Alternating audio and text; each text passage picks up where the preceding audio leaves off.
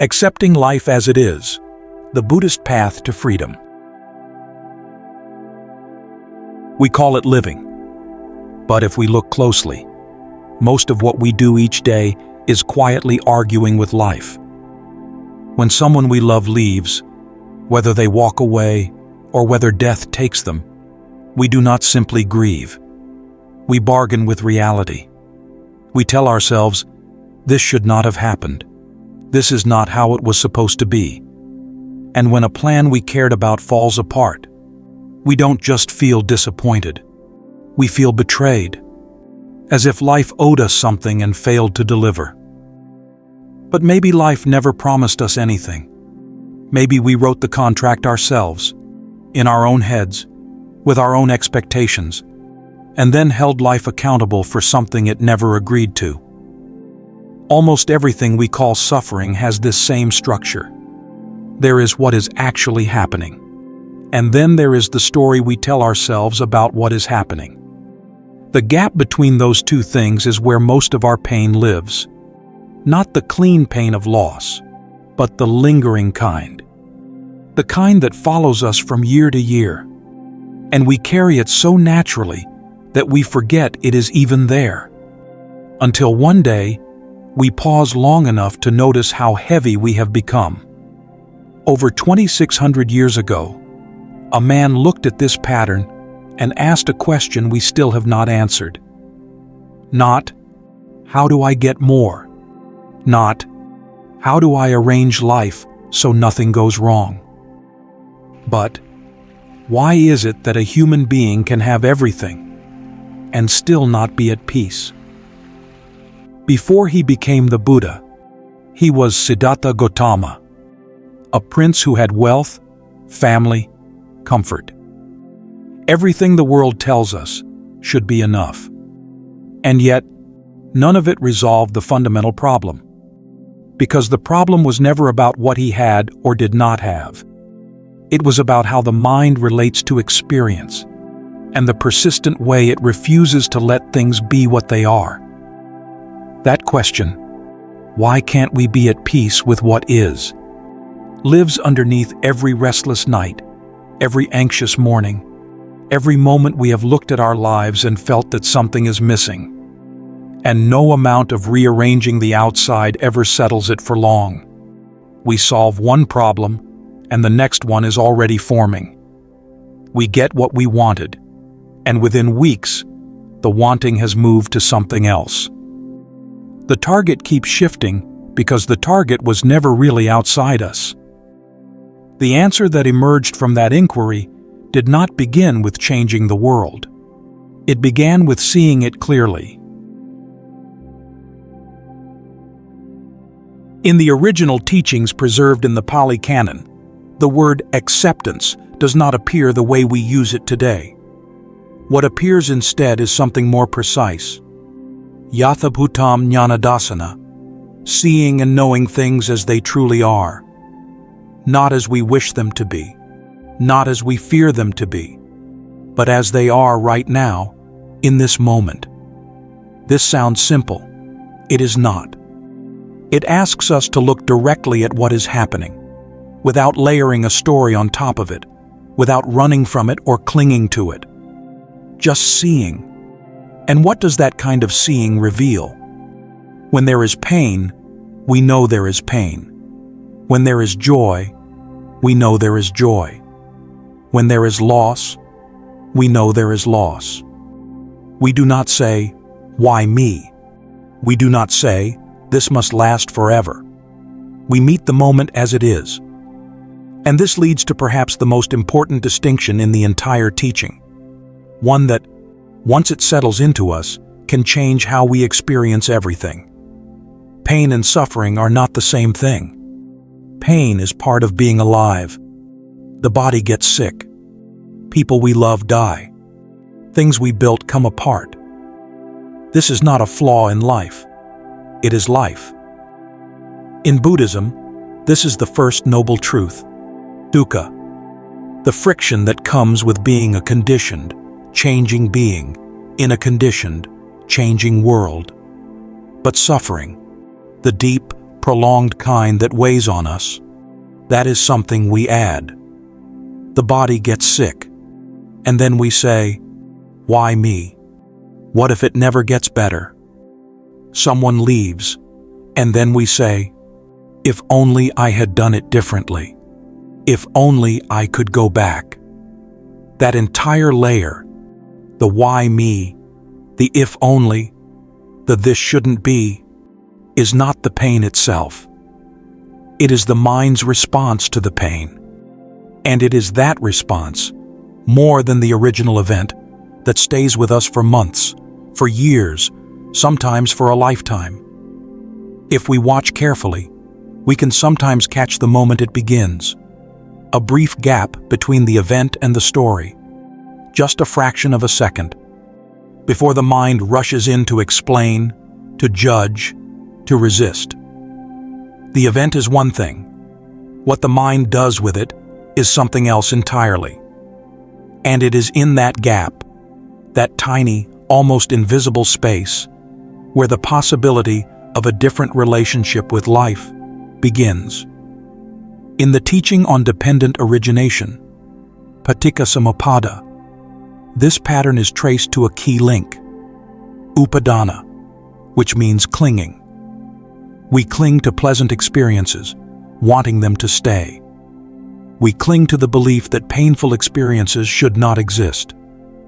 We cling to an image of how life is supposed to look.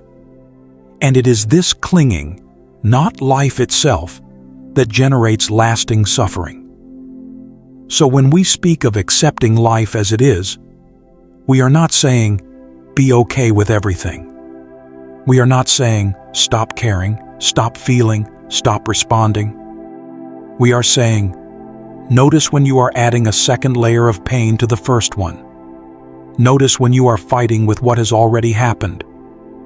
And as best you can, let this moment be what it is, even when it is not what you wanted.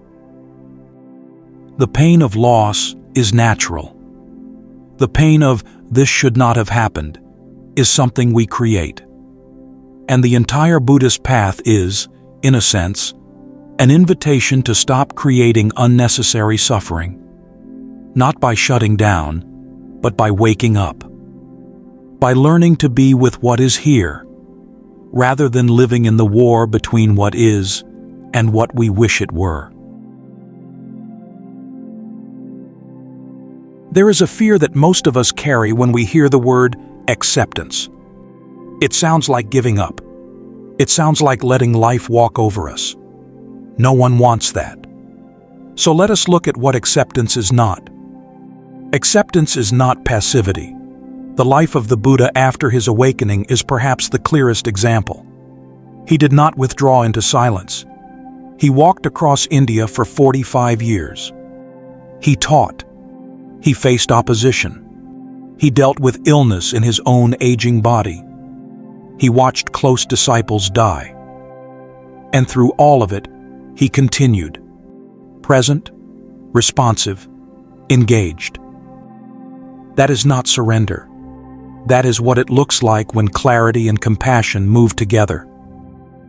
There is also a subtler trap, one that catches even sincere practitioners. It is the trap of turning acceptance into an identity. We read the teachings. We practice. We begin to feel calmer. And then one day we tell ourselves, I have let go. I am past this. We mistake a period of calm for the end of the journey. And then, life tests us.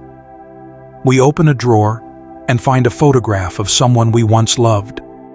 We hear a song tied to someone who is no longer here. And everything rushes back. Suddenly, we are not the person who has let go. We are just someone who is hurting. And often the real weight is not the emotion itself. It is the shame that follows. We think, what is wrong with me? I thought I was past this. But that shame is misplaced. The ache we felt when we saw that photograph is not weakness. It is proof that we loved someone genuinely. It is our humanity, not our failure. The problem was never the feeling. It was the story we built around having let go. And then the disappointment when life showed us the story was premature. This happens to almost everyone who sincerely practices. It does not mean the practice has failed. It means we are still in the middle of it, which is exactly where we are supposed to be. True acceptance does not announce itself. It is more like sleep. We cannot say, "I am sleeping," and still be asleep. The moment we need to tell ourselves, "I have accepted this," there is still something unresolved. The path is long. It does not ask us to be finished. It only asks us to keep walking. So what is acceptance, in its simplest form?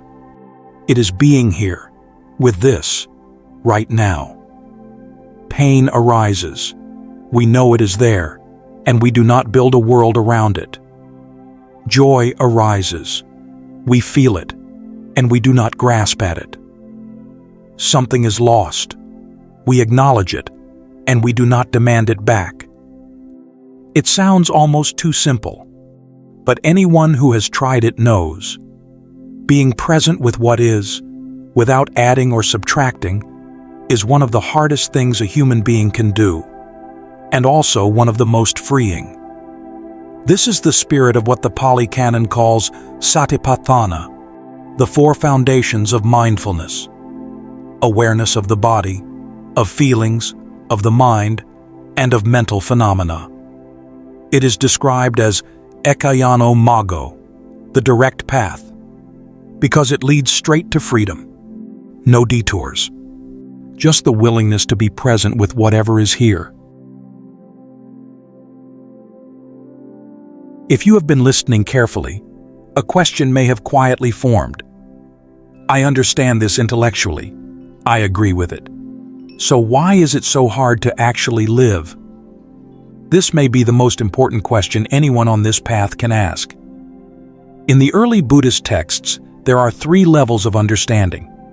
The first is Suttamaya Panya, wisdom from hearing or reading. We listen to a teaching. We nod. Yes, everything changes. The second is Cintamaya Panya, wisdom from reflection. We think about it. We see the logic. Yes, nothing lasts. But neither of these changes how we live. Not really. Because when the moment of real loss arrives, when someone we love is gone, when the ground shifts, all the books and all the logic cannot stop the wave from hitting. This is why so many of us feel frustrated. We know the teaching, we believe in it, and yet we still suffer. And we wonder if something is wrong with us. Nothing is wrong. We have simply not yet crossed the bridge from knowing to seeing. Knowing is information. Seeing is transformation. They are separated by practice.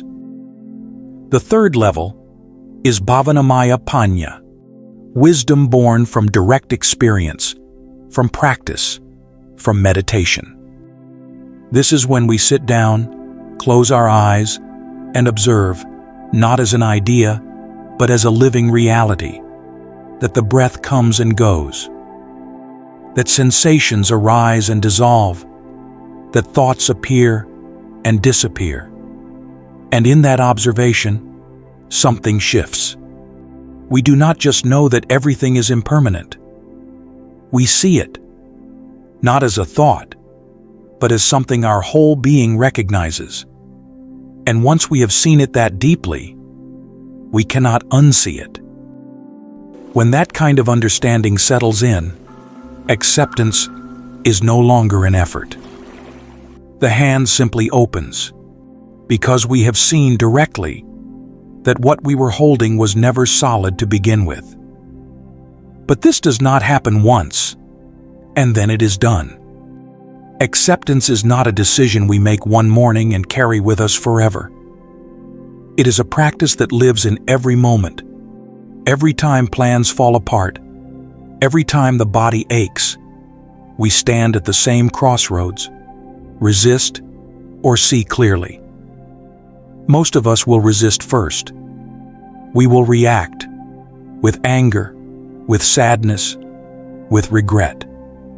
That is what it means to be alive. The Buddha did not ask us to stop being human. The instruction is simpler than that. After the reaction, look again. That moment of looking, when we notice the sadness instead of drowning in it, that is the practice. That is acceptance at work. There is also a practice preserved in the suttas that serves this directly: Maranasati, the contemplation of death.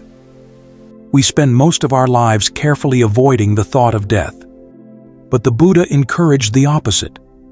Not to create fear, but because most of what keeps us stuck is the assumption that we have unlimited time, that the people we love will always be here, that tomorrow is certain. In the Anguttara Nikaya, there is a passage where even thinking I might die within a day is considered careless. True contemplation of death means understanding that life can end in the space of a single breath. If we truly lived with that awareness, would we still hold that grudge? Would we still wait to say what matters? Contemplating death is the practice of waking up to the life we already have before it becomes the life we had. Contemplating death does not make life heavier. It makes life real.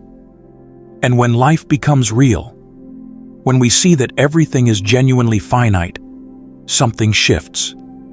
The grip loosens. And in that loosening, there is space. Space that begins to feel like freedom.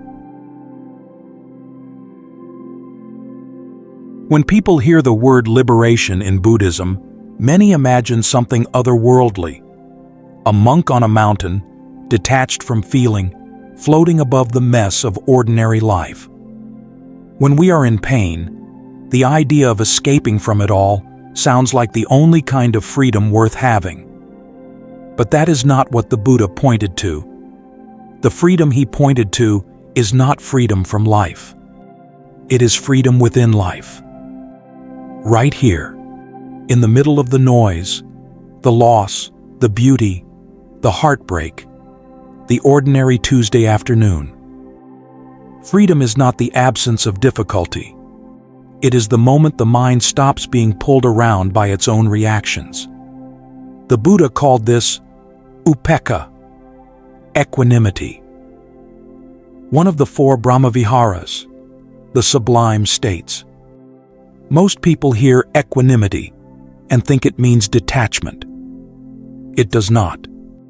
It is the steadiness of a mind that has weathered enough storms to know the storm is not the sky. A person with equanimity still feels, still knows pain, still knows tenderness, still knows loss. But the mind is no longer dragged around by these experiences. It meets whatever comes. The way we might sit with someone who is grieving, not trying to fix anything, not pulling away, just being there. True happiness, from this perspective, is not about feeling good all the time.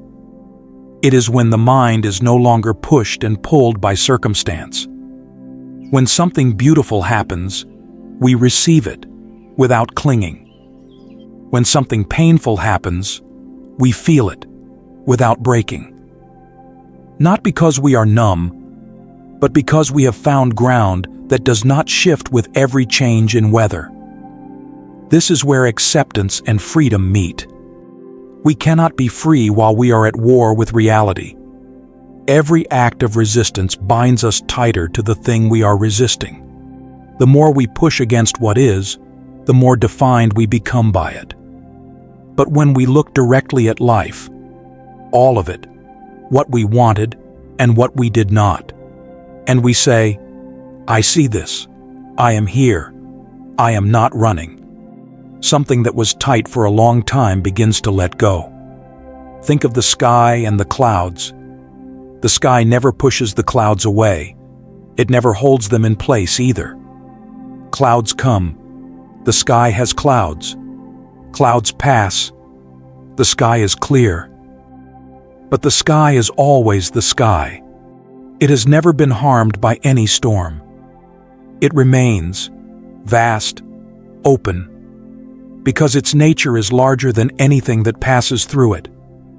Our awareness is that sky. Our emotions, our memories, our losses, our joys, they are weather. Some days the clouds are thick and heavy. Some days the sky stretches open and endless. But the sky does not become the clouds. It was never the clouds. And remembering this, not as an idea, but as something we know in the deepest part of ourselves, this is what acceptance finally means. Accepting life as it is does not mean we stop feeling. It does not mean we walk through the world untouched. It means we do all the things a human being does: grieve, love, build, let go, without demanding that life be other than what it is. We grieve without arguing with death. We love without requiring permanence. We build without insisting on certainty. We live with our feet on the ground and our eyes open. And that, in the end, is freedom. Not the freedom of escaping to some other place, but the freedom of being wholly here, in this breath, in this moment, whatever it holds. The Buddha left behind 3 observations that, if truly seen, open everything. Sabbe sankhara anicca, all conditioned things are impermanent. Sabbe sankhara dukkha, all conditioned things are inherently unsatisfying. Sabbe dhamma anatta, all phenomena are without a fixed self. These are not conclusions, they are doors. When we stop resisting impermanence, we are free from the fear of change. When we stop expecting conditioned things to fully satisfy us, we are free from the endless chase. And when we see that there is no fixed, separate self that needs to be defended against life, we are free to live it completely. That is the Buddhist path to freedom. Not a path away from life, a path through the center of it. With open hands, with steady eyes, with the understanding, finally, that we do not need life to be different in order to be at peace.